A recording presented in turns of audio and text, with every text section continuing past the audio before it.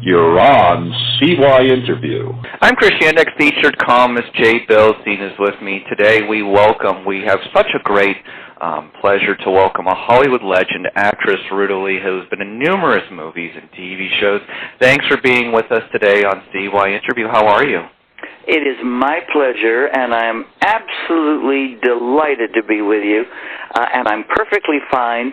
It's a glorious day in the summer, and, all I can do is say hello, everybody. Hi, Ms. Ruta. Thank you so much for everything seriously coming on with us today. I just want to begin before we get into everything. We'd love to, at CYInterview, offer you condolences on the loss of your husband, Webb Lowe. I'd like to give you the floor to say whatever you'd like in memory of your husband before we get into anything else.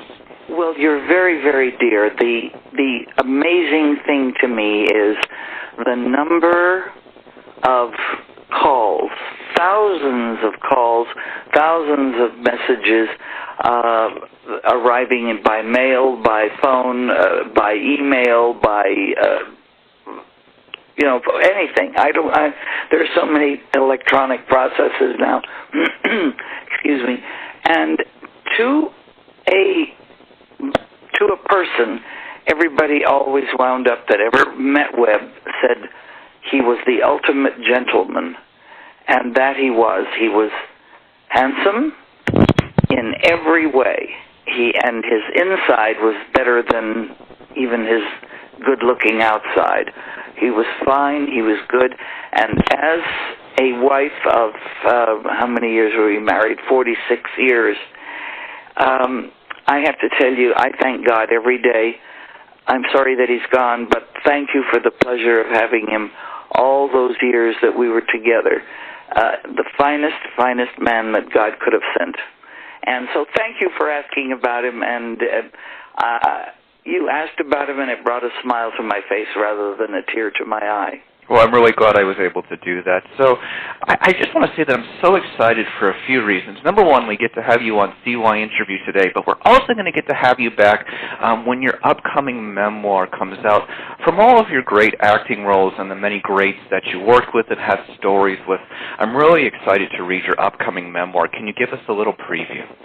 Oh, I'd be delighted. To start with, the title grabs everybody quicker than anything else could, I think. And I mean it from the bottom of my heart because it's an expression that I use and have used all my life in deep gratitude. As you know, I'm in the fundraising business for mental health. And people have been generous to me all through the years, and all I can say whenever I have really great love and appreciation in my heart is consider your ass kissed. And I mean that dearly and just fully exploding with love for anybody that has given a damn about me, what I've done, my career. I'm so grateful, and so all I can do is say, hey, consider your darling ass kissed. Oh, it's a great title. There's no denying that, and we look forward to talking with you about it after it comes out and having you back on CYInterview at that point. Yes. So, speaking of fundraising, and I wanted to mention that CYInterview is based here in Las Vegas, and I'm sure you know your friend Debbie Reynolds had a casino here, had many ties to Las Vegas as a headliner, among other things. Tell me about what it was like to work with her on Talliance, an organization that assists with mental illness, and what are your favorite memories of her? Well, it's so hard to just pin something down quickly because she was a lifetime of generosity in many ways. From the beginning, she was in love with the Girl Scouts and what they were doing, and she dedicated a great deal of time, effort, and energy to the Girl Scouts. Then the Phalians and the whole problem of mental health became very visible to her, and she was one of the founding members of the organization.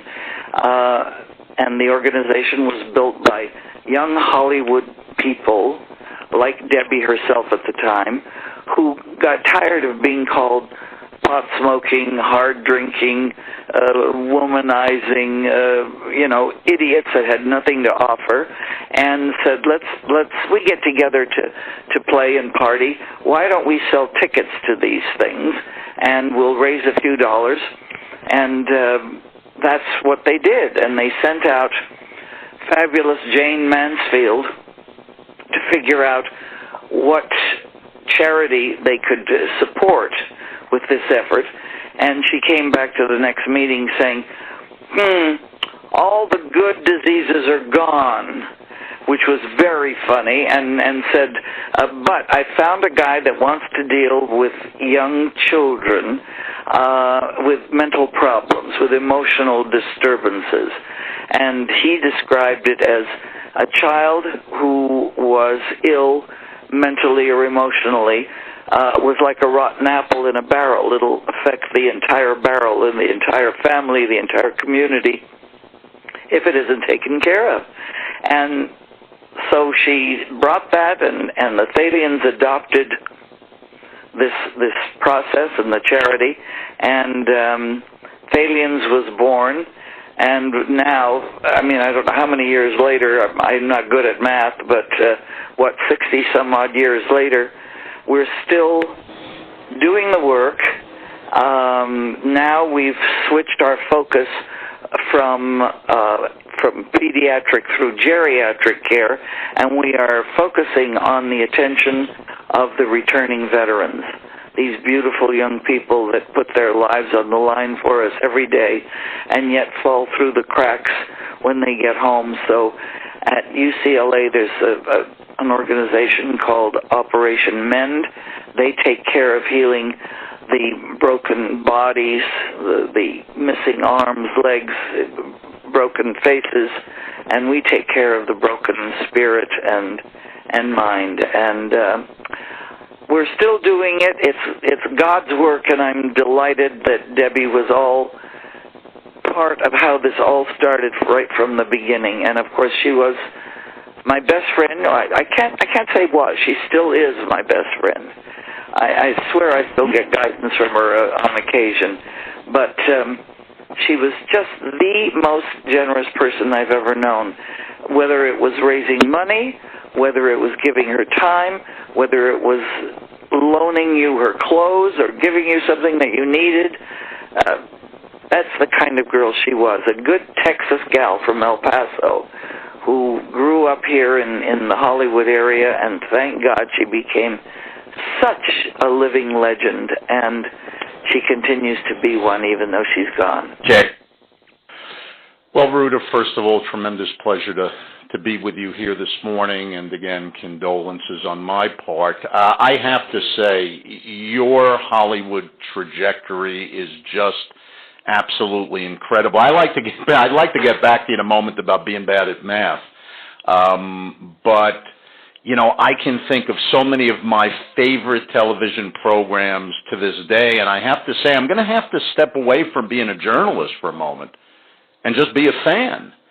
And I've got to ask you, what was it like being on Hogan's Heroes with a recurring role?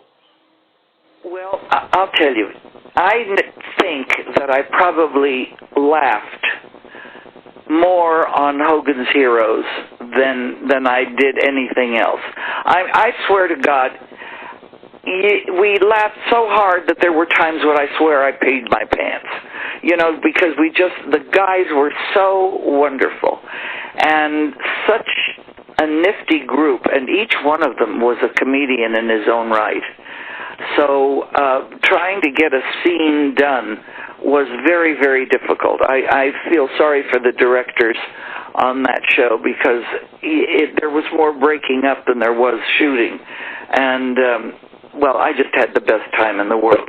I'm so sad that Bob, who also went out into theater and did a lot of plays across the country, and sometimes we would follow each other into theaters, and it would be great fun. I'd get to see him, and we'd visit. I'm so sorry that somehow, obviously, drugs and hard drinking and craziness took over his life and brought him to such an awful end but hopefully he's meeting up with his pals up in heaven and still having some laughs. And maybe finding a way to escape from time to time, just like the old Stalag in Hogan's Heroes. What I find interesting is you actually recurred on the show, but as different characters, correct? Yes, I did several of them. It was really wonderful. I played a French scientist. I played a British doctor. I played an American something or other. I can't remember now what.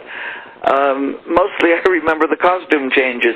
But it was such fun to come back each time with a different accent. And I'm fairly good at that. Being of Lithuanian background, my ear is very good at picking up the sounds of all the different European countries, and I used it to great advantage many times in my career. That is something that is truly amazing. I have to say it's a testament to your talent, because it's one thing to come back to a show and, you play a character. And as we know, certain actors don't have a lot of range, and they are essentially coming back, and they're appealing, but they're kind of playing themselves. But to be able to come back in character, in 3 different characters, and to have directors and producers want you back, and not worry, well, last year we had her as, a Russian, and this year we're having her as somebody who's British, says a lot about your acting talents. Did you have very, very strong training, or was it more like you're saying, just based on your growing up, that gave you these talents? I had literally no training. It was all mostly experience. It was on-the-job experience. I grew up in the business, sort of. My first job was in television, and it was on the Burns and Allen show. And the reason that I got that show was that while I was in high school, I was working at the Gallery Stage, which is a lovely small theater in the Round, not too far, right here in Hollywood. And it's a wonder I got out of high school, because I was so wrapped up in the theater. I'd go there after school, get ready to do a play, go home at midnight, after the theater, and then get up at 6 in the morning to go to school, and then come to the theater and do a show. Whoa! It was tough training. It was like acting boot camp in a way, especially when you're a kid in school, but you're young and stupid and open to everything, so it was wonderful. But when it comes to training, I also had a character actress named Laura Casely Brooks, who my mother found somewhere, and I would go sometimes after school. Not sometimes, I'd go just about every day after school for an hour or so to kind of do scenes with her. And she would help me with the things. And obviously I was an innately capable child, because I was all of, 12, 13, years old. And I was able to turn on the tears when necessary, which is not something that every child actor can do. And she would put together little plays. No, she didn't put plays together, but she did scenes. She'd put together scenes from plays or movies. And her students, most of whom were all adults. In fact, they were all adults except for me. And then she would take a room at some hotel or at the girls' club here in Hollywood and have acting hirers, agents, producers, whoever she could dig up, come to see the scenes. And that's how I got my first agent. And my first agent got me something at 20th Century Fox. But it was so so easy in that you're not scared of anything when you're young and stupid. You don't get nervous about things because you just don't know what the consequences are, You get it, you get it. You don't, you don't. So in many ways, that's kind of the theory that I've lived with all my life in show business. If I get the job, fine. If I don't, that's fine too. Another one will come along. I was never hungry, which is maybe part of why it became so easy for me. I had a family that supported me, and I didn't have to work to feed myself, although that's the first thing when I'm asked by young people, what do I do to succeed in this industry? I always say, get an education. Be able to do something to feed yourself while you're reaching for those gloriously elusive stars. And I think it's very sound advice, and because it's helped me. I would absolutely agree with you, and I mean, look what you're describing. I mean, besides your tremendous talent, there had to be a fair degree of serendipity, right? Because here you have somebody who's creating these vignettes, and you're performing in these vignettes, and agents are coming. I mean, how many people perform in summer stock or perform in an off-Broadway show or one of the very small shows or showcases in Los Angeles, and agents come, and these are people who are perfectly competent, and crickets, nothing happens. So I think that's very important advice. I want to take a turn here because you came up, I would say, in the era of the beautiful blonde, the blonde bombshell, the screen siren, right? I mean, right. You had, as your predecessor by a good number of years, Marilyn Monroe. You had mentioned Jane Mansfield, Mamie Van Doren is somebody else.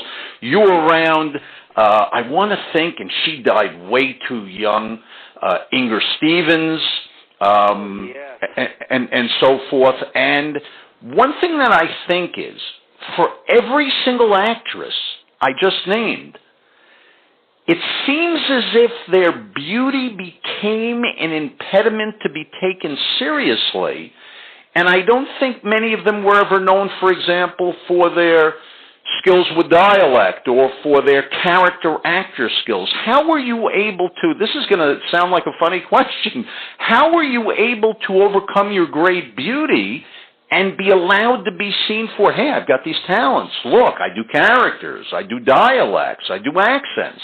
How were you able to move past that and not just be looked at as eye candy? Jay, dear, I thank you very much for referring to me as a beauty and eye candy. I never, ever was a great beauty. I'm cute, I'm pretty, but I'm no great beauty. And, of course, the time that we're talking about, those golden years, and they truly are, of television, somehow in my own brain, and I think in everybody else's, it was assumed that if you had very large boobs, that was sexy and gorgeous, And I have absolutely nothing. I have a tattoo on my chest that says, in case of rape, this side up. I have to share something with you. I hope your audience doesn't mind. Phyllis Diller was one of my dearest friends, and she knows that in our business, I mean, even Joy Lansing, who had enormous knockers, still wore bust pads. We all wore rubber bust pads. And Phyllis said to me, Ruta, you've worn so much rubber in your life that you erased what little tits you had. Now there's a super lady when we talk about it. But thank you. I think I played so many different roles, and I have to thank the casting directors who knew their homework and did their homework, which I don't think the new kids are today. They knew what every actor did and where and how and so on and so forth and what they could accomplish. And in those days, it was, the casting director held great sway, and he'd go into the directors, the producers, and say, all right, do you want a blonde, a redhead, or a brunette for this? And then he would suggest who to use, and they would say, okay, let's pick that one, and that's it. And very rarely did I go in to read for anything. Very rarely. Nowadays, if you have one word, never mind one line, you go in to read for something. And I don't care what your credentials are, they still want you to come in to read. And I don't know how they're doing it. I mean, there's great talent out there. There's wonderful people working, thank God. But it's a different process altogether. But I know that I owe my career to the guys that had faith in me and put me out there and gave me some really good parts to play. And Lord knows there were like about 6 of us girls that were sort of in competition with each other. And if I didn't get the role, then one of the other girls usually did, and if she didn't, then maybe I got it. And I look back at some of those things and I say, wow, that was a good part. Wow, I even impressed myself on that one, So thanks for bringing that up, Jay. I really appreciate your kind thoughts and certainly your kind words about what I did and how I did it. I wasn't the only one, but I was very lucky. Well, I think you're also very talented. And also the length, the span, how many different type of shows and productions you've been in, leading men and all this type of thing. The only thing I'm feeling during our CY interview with you is how sad I am that we're not going to be on for a couple of hours because there's just so much to ask you about. For example, you were on Saved by the Bell, right? We talked Hogan's Heroes. You're on Saved by the Bell. And Power Rangers, Murder, She Wrote, one of my favorite shows, So what a tremendous career you've had. Are there any, you mentioned Bob Crane and his untimely demise, are there any actors that spring to mind, marquee names that pop to your mind that you say, wow, when I worked with fill in the blank, that was just unbelievable? Well, of course, there are so many. But one that really pops into my mind is Charles Lawton. When I did the movie Witness for the Prosecution, he was... They scared the hell out of me when I came onto the set to do that movie. It had started, they'd been shooting for several weeks before I came into the picture, and the makeup guys are always so dear. They always fill you in on what's happening, and of course I knew a lot of them, and I went to makeup department and got put together, and then I was told, they said, he's a nasty oaf, he doesn't like young women, you just do your work and everything will be fine. And so I came onto the set in my skin-tight little dress and my perky little hat and the fur wrap that Grady Hunt, the costume designer, had put together for me. And I'm standing there, and everybody's sitting about in a British tea circle, not paying any attention to me, and people are coming and going and walking and doing, and the grips are working, and nobody says hello, welcome, or anything. And for the first time in my life, I wish that the floor would open up and swallow me because nobody was talking to me. I didn't know where to go or what to do. And suddenly somebody came up and whacked me on the rear end, and I went flying across the stage, and I turn around, and it's Charles Lawton. And he says, that's the best damned ass I've seen in a long time. And I said, holy mackerel, the God himself, this fabulous man, has paid attention to me, and we became the dearest of friends. He helped me with my British accent, that middle British that's much tougher to do than the high-tone Brit or limey, And he and Elsa would invite me to lunch. They had a bungalow on the stage, not stage, but on the set. And he was just wonderful with me, absolutely wonderful. And watching him work was quite amazing. Of course, watching Billy Wilder work was totally amazing. Who was the director, of course. Yes, and the most incredible man. I mean, stop and think. To me, Some Like It Hot is one of the really hysterically wonderful pictures ever made, and yet he's done so much heavy-duty drama, like our witness for the prosecution. But he had a wild, wonderful sense of humor, and he was a joy to work with. You know, that's the difference. Being able to work on sets where nobody is demeaning you, nobody is putting you down, nobody is giving you trouble, but there's joyous laughter mixed in with the hard work, because working in a movie, as you know, Jay, is exceedingly hard work.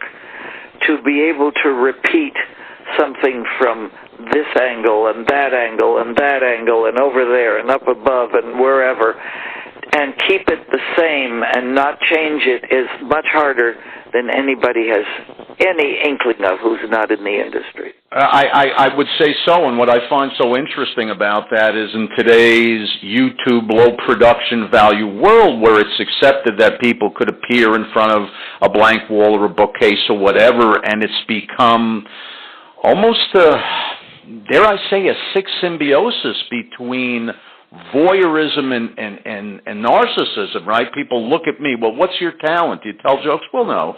Do you sing? Well, no. Can you tap dance? Well, no. And I mean, I think back, we go back to not yesteryear, yesterdecade. We go back decades ago. I mean, Bob Hope, known as a comedian, fabulously funny guy, tremendous commitment to the United States of America. Of course, he was born in Great Britain.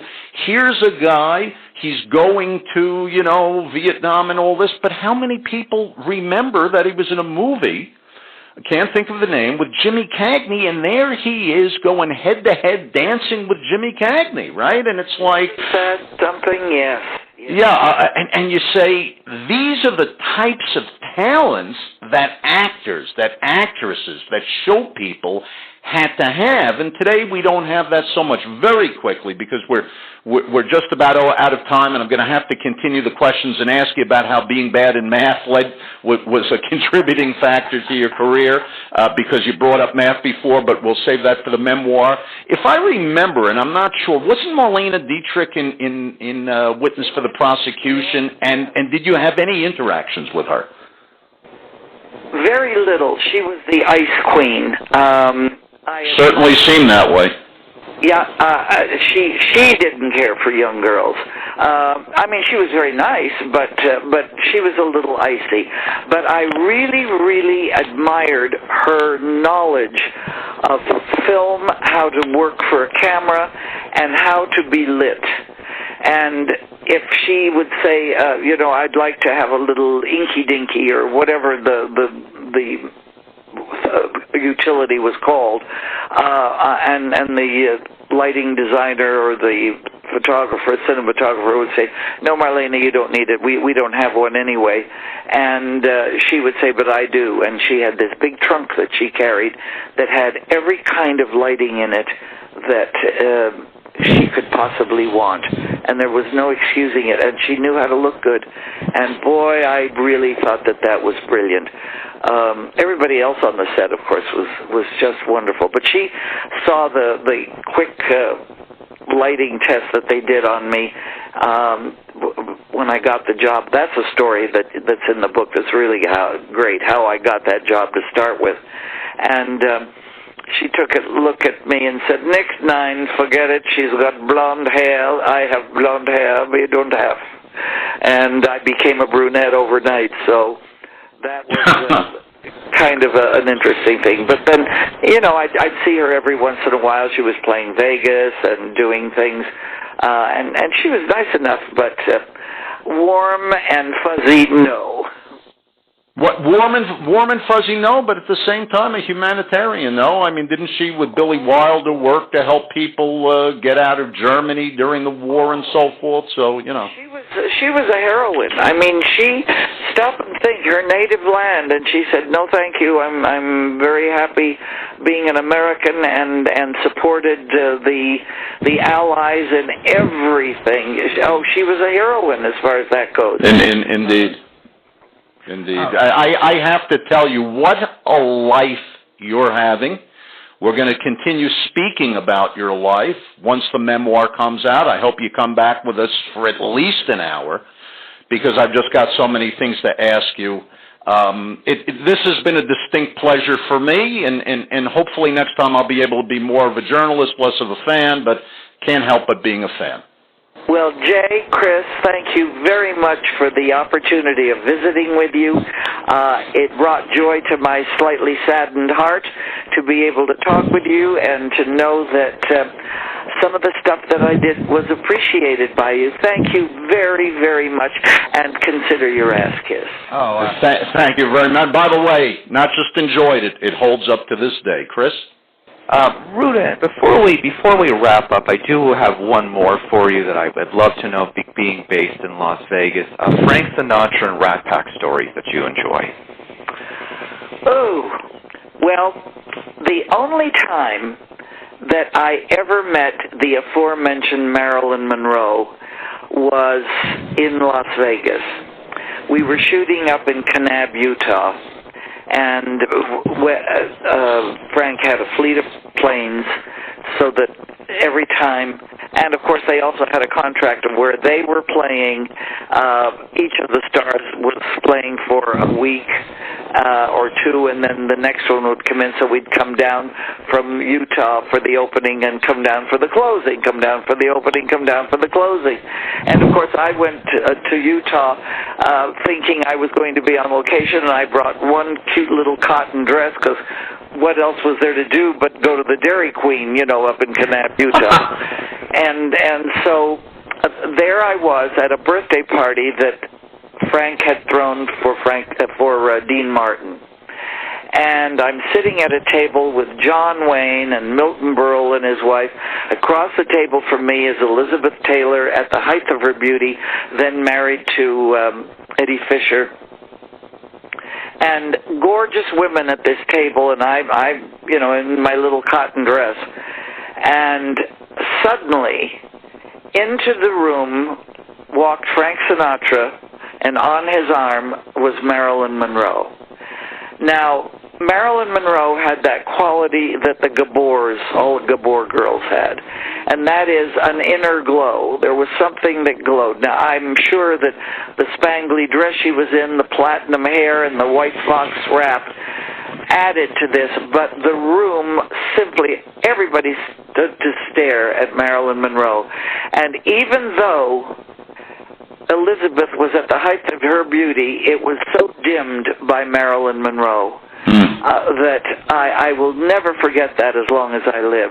And it was my only opportunity to spend any time at all in her presence. Not that we visited very much, but hello, how are you, that sort of thing. But I just could never get over the change in the room when that girl walked in. So bravo to Marilyn for living up to what everybody wanted of her, at least on the outside. She melted on the inside, but God bless her. I hope she's found peace up in heaven. Well, thank you so much for that amazing story, and we can't wait to have you back for your memoir. So for actress, Hollywood legend Ruta Lee, featured columnist Jay Bilstein, and CY Interview, I'm Christiana